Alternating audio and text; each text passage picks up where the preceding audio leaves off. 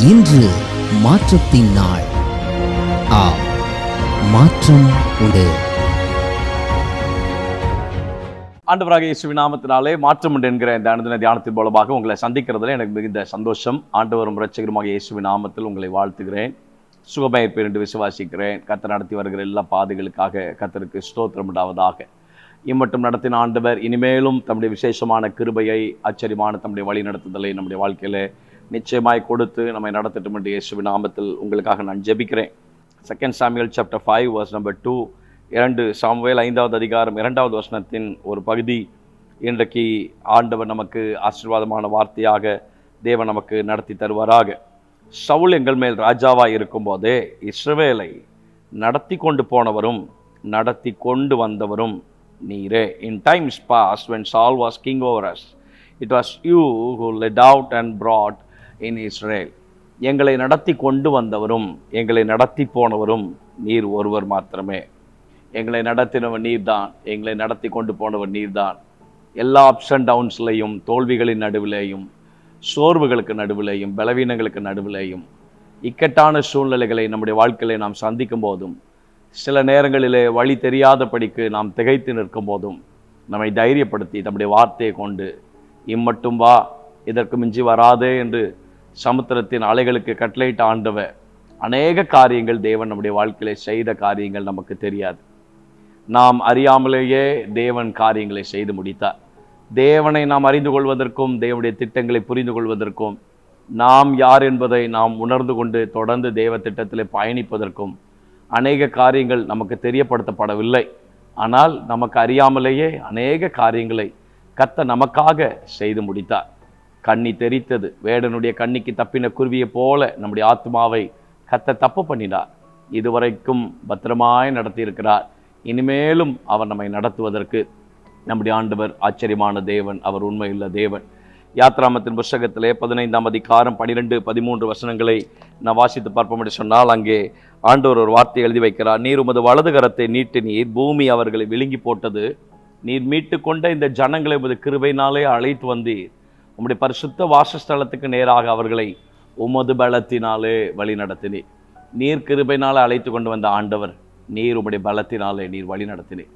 அவருடைய ஓங்கிய புயமும் அவருடைய பலத்த கரமும் நம்முடைய வாழ்க்கையில் இல்லை என்று சொன்னால், நம்முடைய வாழ்க்கையிலே நாம் சந்தித்த யுத்தங்கள், நாம் சந்தித்த மனிதர்கள், நாம் சந்தித்த சில மனிதருடைய சூழ்ச்சிகள், சில விமர்சன பேச்சுக்கள், நமக்கு விரோதமாக எழுப்பின எத்தனையோ மனிதர்கள், நம்முடைய நன்மைகளை, நம்முடைய ஆசீர்வாதங்களுக்கு விரோதமாக எழுப்பின எத்தனையோ பொய்யின் ஆவிகள், எத்தனையோ வன்கண்கள், எத்தனையோ பொறாமைகள், நாம் நிர்மூலமாகி போக வேண்டிய எத்தனையோ சூழ்நிலைகளுக்கு நடுவில் கர்த்தர் கிருபையாய் நம்மை அழைத்து வந்தார்.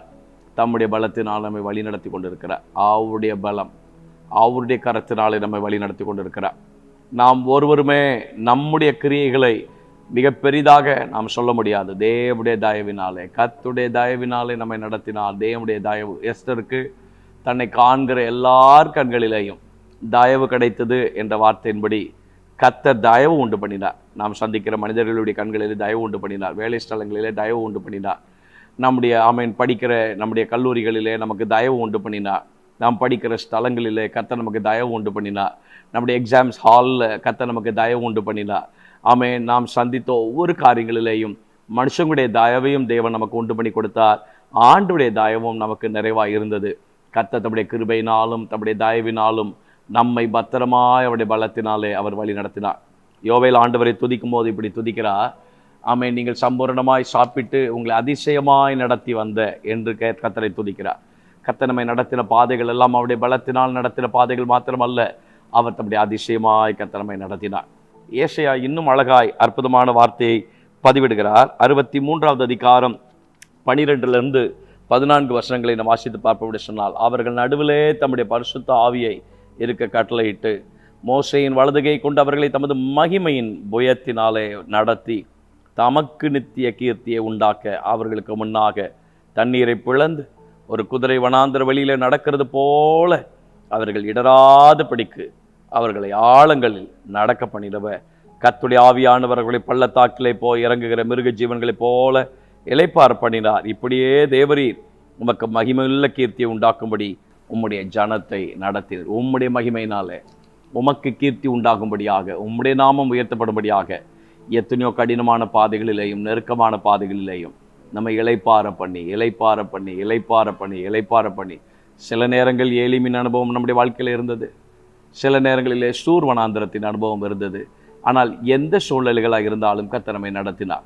சில நேரங்களிலே மாகோன் பள்ளத்தாக்கிலே நின்று நாம் கண்ணீரோடு நிற்க வேண்டிய சூழ்நிலைகள் இருந்தது. ஆனாலும் என்கேதியை கர்த்தர் நமக்கு ஞாபகப்படுத்தி தேவன் நம்மை முன்னுக்கு போக செய்தார்.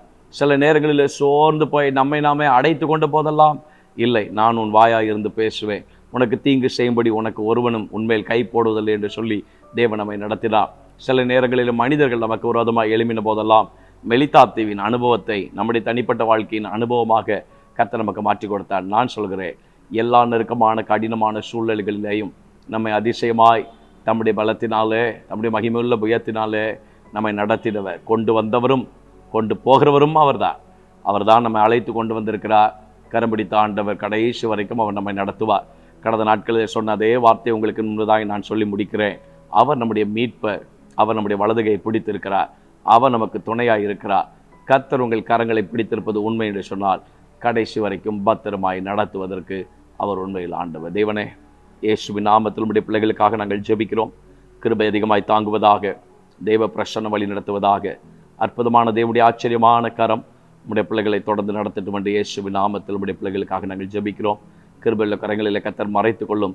எங்களை தொடர்ந்து நடத்தி ஆசீர்வதித்து பலப்படுத்தும்படியாய் ஆண்டுடைய சமூகத்தில் எங்களை நிறைவாய் விட்டுக் கொடுக்கிறோம். இயேசுவின் நாமத்தில் ஜெபிக்கிறோம் நல்ல பிதாவே. ஆமென். May God bless you. God will be with you. Amen.